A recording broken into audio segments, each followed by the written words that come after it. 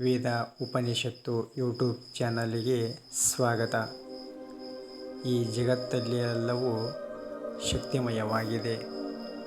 ಇವತ್ತಿನ ವಿಷಯ cosmic energy ಅಥವಾ ವಿಶ್ವ ಶಕ್ತಿ ಎಂಥದ್ದು ಎಂದು ತಿಳಿಯೋಣ. ಜಗತ್ತೆಲ್ಲವೂ ಶಕ್ತಿಮಯವಾಗಿದೆ. ಕಾಸ್ಮಿಕ್ ಎನರ್ಜಿ ಎಂದರೆ ಪರಮಾತ್ಮನ ಅಂಶ ಮತ್ತು ಈ ಜಗತ್ತನ್ನು ತನ್ನ ಶಕ್ತಿಯಿಂದ ಕಾಪಾಡುವಂತಹ ಮಹಾನ್ ಪರಮಾತ್ಮನ ಅಂಶವಾಗಿದೆ. ಮನುಷ್ಯನ ಹಣೆಬರಹವನ್ನು ಬದಲಿಸುವ ಮಹಾನ್ ಶಕ್ತಿ ಈ ಕಾಸ್ಮಿಕ್ ಎನರ್ಜಿ ಅಥವಾ ಕಾಸ್ಮಿಕ್ ಕಿರಣಗಳಿಗೆ ಇರುತ್ತದೆ. ಜಗತ್ತೆಲ್ಲವೂ ಶಕ್ತಿಮಯವಾಗಿದೆ.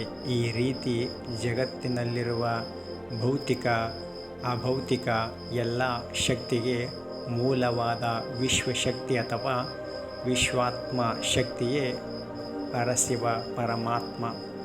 ಹೀಗೆ ಯಾವುದೋ ಒಂದು ಕಣ್ಣಿಗೆ ಕಾಣದ, ಕೈಗೆ ಸಿಗದ, ಬುದ್ಧಿಗೆ ಎಟುಕದ ಶಕ್ತಿಯೇ ಈ ಪ್ರಪಂಚದ ಎಲ್ಲ ಕಾರ್ಯಗಳಿಗೆ ಕಾರಣವಾಗಿದೆ. ಧ್ಯಾನ ಯೋಗವೇ ಶಾಂತಿಯ ಸುಗಮ ಸಾಧನ. ದೇವನ ಸುಂದರ ರೂಪ ಲಕ್ಷಣಗಳನ್ನು ಆಧರಿಸಿ ಮಾಡುವುದೇ ವೈಚಾರಿಕ ಧ್ಯಾನವಾಗಿದೆ.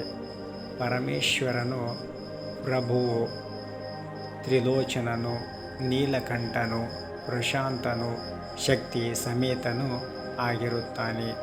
ಇಂತಹ ಪರಮಾತ್ಮನ ಧ್ಯಾನ ಮಾಡಿದ ಮುನಿಯು ಜಗತ್ಸಾಕ್ಷಿಯಾಗಿದ್ದಾನೆ. ಚರಾಚರ ಜನಕನೂ ಆಗಿರುವ ಜಗದೀಶನಲ್ಲಿ ಬೆರೆತು ಒಂದಾಗಿ ಸಮರಸಾನಂದವನ್ನು ಪಡೆಯುತ್ತಾನೆ. ಉಮಾ ಎಂದರೆ ಪಾರ್ವತಿ ಅಥವಾ ಮಹಾನ್ ಶಕ್ತಿ ದೇವತೆ. ಶಿವನು ಶಕ್ತಿ ಸಹಿತನಾಗಿದ್ದಾನೆ. ಶಕ್ತಿ ಇಲ್ಲದೆ ಯಾವುದೂ ಕಾರ್ಯ ನಡೆಯುವುದಿಲ್ಲ. ನಡೆಯಲು, ನುಡಿಯಲು, ಹೇಳಲು, ಕೇಳಲು, ನೋಡಲು, ಮಾಡಲು ಎಲ್ಲದಕ್ಕೂ ನಮ್ಮ ದೇಹದಲ್ಲಿ ಶಕ್ತಿ ಇರಬೇಕಾಗುತ್ತದೆ. ಅರ್ಧಾಂಗವಾಯು ಕಾಯಿಲೆಯಿಂದ ಬಳಲುವ ಮನುಷ್ಯನು ಯಾವುದೇ ದೈಹಿಕ ಕಾರ್ಯಗಳನ್ನು ಸರಿಯಾಗಿ ಮಾಡಲಾರನು. ಏಕೆಂದರೆ ಅವನ ದೈಹಿಕ ಶಕ್ತಿಯು ಕುಂದಿರುತ್ತದೆ. ಮಳೆ ಆಗುವುದಕ್ಕೆ, ಬೆಳೆ ಬರುವುದಕ್ಕೆ, ಗಾಳಿ ಬೀಸುವುದಕ್ಕೆ, ಸೂರ್ಯೋದಯ ಚಂದ್ರೋದಯ ಆಗುವುದಕ್ಕೆ ಎಲ್ಲದಕ್ಕೂ ಶಕ್ತಿ ಬೇಕೇ ಬೇಕು. ಹೀಗೆ ಭೂಮಿ ಆಕಾಶದಲ್ಲಿ ನಡೆಯುವ ಎಲ್ಲ ಕಾರ್ಯಗಳು ಶಕ್ತಿಯನ್ನೇ ಅವಲಂಬಿಸಿವೆ. ನಾವು ಈ ಭೂಮಿಗೆ ಬಂದಾಗಿನಿಂದ ಕೊನೆಯವರೆಗೂ ನಮ್ಮ ಹೃದಯವು ಒಂದು ಕ್ಷಣವೂ ಬಿಡದೆ ಬಡಿದುಕೊಳ್ಳುತ್ತದೆ. ಒಂದೇ ಒಂದು ಕ್ಷಣ ಶಕ್ತಿಯು ಇಲ್ಲವಾದರೆ ಹೃದಯದ ಬಡಿತ ನಿಂತು ಬಿಡುತ್ತದೆ. ಜೀವನ ಯಾತ್ರೆ ಮುಗಿದು ಬಿಡುತ್ತದೆ. ಹೃದಯವು ನಮ್ಮ ಮಾತು ಕೇಳುವುದಿಲ್ಲ. ಶಕ್ತಿ ಸಮೇತನಾದ ಶಿವನ ಮಾತು ಕೇಳುತ್ತದೆ. ಆದುದರಿಂದ ಆ ಶಿವನೇ ಮಹಾಪ್ರಭು ಅಥವಾ ಒಡೆಯನಾಗಿದ್ದಾನೆ. ಚಿಕ್ಕದಾದ ಸಂಚಾರಿ ದೂರವಾಣಿಯು ನಮ್ಮ ಧ್ವನಿಯನ್ನು ಪ್ರಪಂಚದ ಮೂಲೆ ಮೂಲೆಗೆ ಒಯ್ದು ತಲುಪಿಸುತ್ತದೆ. ನಮ್ಮ ಎದುರಿಗೆ, ಆದರೆ ನಮ್ಮ ಎದುರಿಗೆ ಕುಳಿತವರಿಗೆ ಒಮ್ಮೊಮ್ಮೆ ನಮ್ಮ ಮಾತು ಕೇಳುವುದಿಲ್ಲ. ಆದರೆ ಸಾವಿರಾರು ಸಾವಿರ ಮೈಲುಗಳಾಚೆ ಇರುವ ನಿರ್ದಿಷ್ಟ ವ್ಯಕ್ತಿಗೆ ನಮ್ಮ ಮಾತು ಸ್ಪಷ್ಟವಾಗಿ ಕೇಳುವಂತೆ ಮಾಡುವ ಈ ಸಂಚಾರಿ ದೂರವಾಣಿಯ ಕಾರ್ಯ ಸಣ್ಣದೇನಲ್ಲ. ಅದಕ್ಕೂ ಒಂದು ಶಕ್ತಿ ಬೇಕೇ ಬೇಕು. ಶಕ್ತಿಮಯಂ ಏತತ್ ಜಗತ್ ಎಂಬಂತೆ ಹೀಗೆ ಈ ಜಗತ್ತೆಲ್ಲವೂ ಶಕ್ತಿಮಯವಾಗಿದೆ. ಈ ರೀತಿ ಶಕ್ತಿ ಜಗತ್ತಿನಲ್ಲಿರುವ ಭೌತಿಕ ಅಭೌತಿಕ ಎಲ್ಲ ಶಕ್ತಿಗೆ ಮೂಲವಾದ ವಿಶ್ವ ಶಕ್ತಿ ಅಥವಾ ವಿಶ್ವಾತ್ಮ ಶಕ್ತಿಯೇ ಪರಶಿವ ಪರಮಾತ್ಮ ಆಗಿದ್ದಾನೆ. ವಿಶ್ವಾತ್ಮ ಶಕ್ತಿ ಪರಮಾತ್ಮನಾಗಿದ್ದಾನೆ. ಹೀಗೆ ಯಾವುದೋ ಒಂದು ಕಣ್ಣಿಗೆ ಕಾಣದ, ಕೈಗೆ ಸಿಗದ, ಬುದ್ಧಿಗೆ ಎಟುಕದ ಶಕ್ತಿಯೇ ಈ ಪ್ರಪಂಚದ ಎಲ್ಲ ಕಾರ್ಯಗಳಿಗೆ.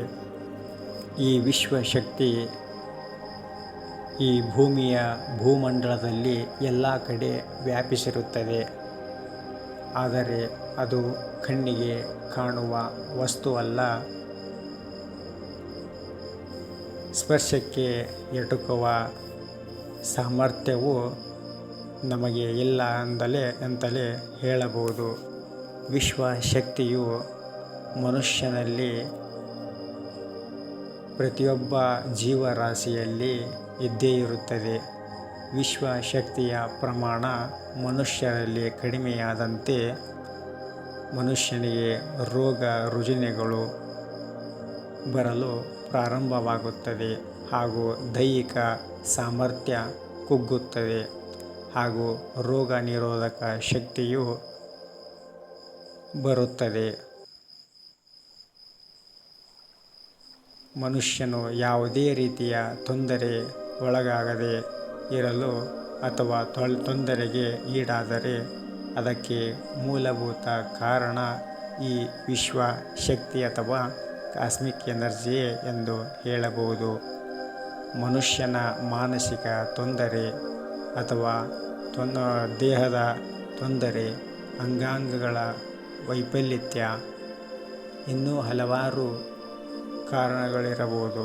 ಎಲ್ಲ ಕಾರಣಗಳಿಗೂ ಮೂಲತಃ ಹುಡುಕುತ್ತಾ ಹೋದಂತೆ ನಮಗೆ ವಿಶ್ವಶಕ್ತಿಯ ಕೊರತೆಯೇ ಕಾರಣವಾಗಿರುತ್ತದೆ.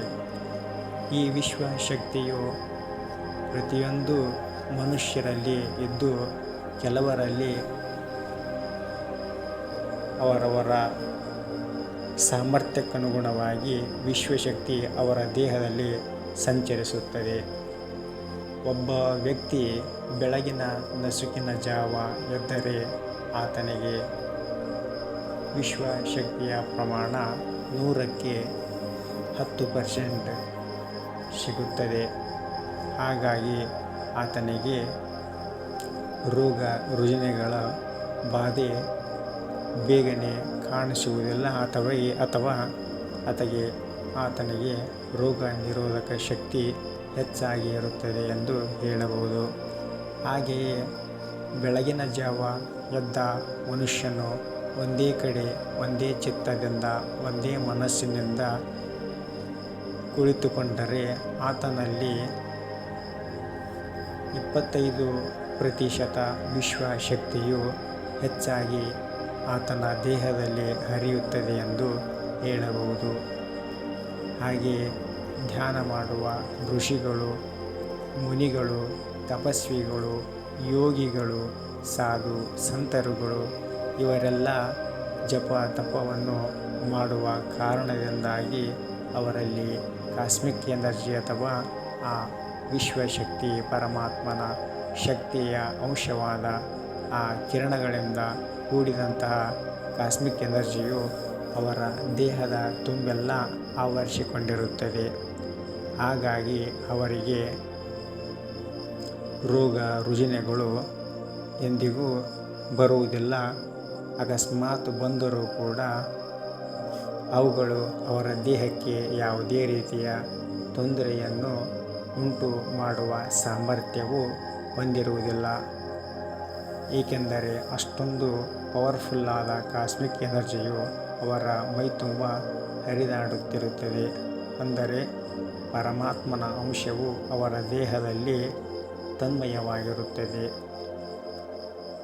ಒಂದಂತೂ ಸತ್ಯ, ಒಬ್ಬ ಮನುಷ್ಯ ಆರೋಗ್ಯವಂತನಾಗಿರಬೇಕಾದರೆ ಬೆಳಗಿನ ಜಾವ ಎದ್ದು 10-15 ನಿಮಿಷಗಳ ಕಾಲ ಒಂದೇ ಚಿತ್ತದಿಂದ, ಒಂದೇ ಮನಸ್ಸಿನಿಂದ, ಒಂದೇ ಬುದ್ಧಿಯಿಂದ ಯಾವ ದೇವರನ್ನು, ಯಾವ ವಿಚಾರವನ್ನು ಮಾಡದೆ ತಣ್ಣನೆ ಗಾಳಿಯಲ್ಲಿ, ಪ್ರಶಾಂತವಾದ ವಾತಾವರಣದಲ್ಲಿ ಸುಮ್ಮನೆ ಕೂತಿದ್ದೇ ಆದರೆ ಆತನಿಗೆ ಬರುವಂತಹ ರೋಗ ರುಜಿನಗಳು, ಮಾಟ ಮಂತ್ರದ ತೊಂದರೆ, ದುಷ್ಟ ಶಕ್ತಿಗಳ ಪ್ರಭಾವ, ದೃಷ್ಟಿದೋಷ ಎಲ್ಲ ರೀತಿಯ ತೊಂದರೆಗಳಿಂದ ಮುಕ್ತಿಯನ್ನು ಹೊಂದಿ ಮನಸ್ಸಿನಲ್ಲಿ ಆಹ್ಲಾದಕರ ಮಧುರವಾದ ಭಾವನೆ ಮೂಡಿ ಆತನು ಇಡೀ ದಿನನಿತ್ಯ ಚೈತನ್ಯವಾಗಿ ಸುಂದರನಾಗಿ ಮತ್ತು ಚೈತನ್ಯಭರಿತನಾಗಿ ಎಲ್ಲರಿಗೂ ಕಾಣಿಸುವುದಲ್ಲದೆ ಒಳಗೂ ಮತ್ತು ಹೊರಗೂ ಆತ ಎಂದಿಗೂ ಸಂತೋಷದಿಂದ ಮತ್ತು ಸನ್ಮಾರ್ಗದಿಂದ ನಡೆಯುತ್ತಾನೆ. ಇದು ಕಾಸ್ಮಿಕ್ ಎನರ್ಜಿ ಅಥವಾ ವಿಶ್ವ ಕಿರಣ, ಪರಮಾತ್ಮನ ಕಿರಣಗಳ ಅಂಶವಾಗಿರತಕ್ಕಂತಹ ವಿಶ್ವಶಕ್ತಿ ಎನರ್ಜಿಯ ಒಂದು ಸ್ವಲ್ಪ ಟಿಪ್ಪಣಿಯನ್ನು ಕೇಳಿದಿರಿ. ಇನ್ನೊಂದು ವಿಡಿಯೋದಲ್ಲಿ ವಿಶ್ವಶಕ್ತಿಯ ಬಗ್ಗೆ ಸಂಪೂರ್ಣವಾಗಿ ತಿಳಿಯೋಣ. ನಮ್ಮ ಈ ಯೂಟ್ಯೂಬ್ ಚಾನಲನ್ನು ನೋಡಿದ್ದಕ್ಕೆ ತಮ್ಮೆಲ್ಲರಿಗೂ ಧನ್ಯವಾದಗಳು. ನಿಮ್ಮ ಅನಿಸಿಕೆಗಳನ್ನು ಕಮೆಂಟ್ ಮಾಡಿ, ಸಬ್ಸ್ಕ್ರೈಬ್ ಮಾಡಿ, ನಮ್ಮ ಚಾನಲನ್ನು ಶೇರ್ ಮಾಡಿ ಮತ್ತು ಲೈಕ್ ಮಾಡಿ. ಸರ್ವೇ ಜನ ಸುಖಿನೋ ಭವಂತು, ಸಮಸ್ತ ಸನ್ಮಂಗಳಾನಿ ಭವಂತು.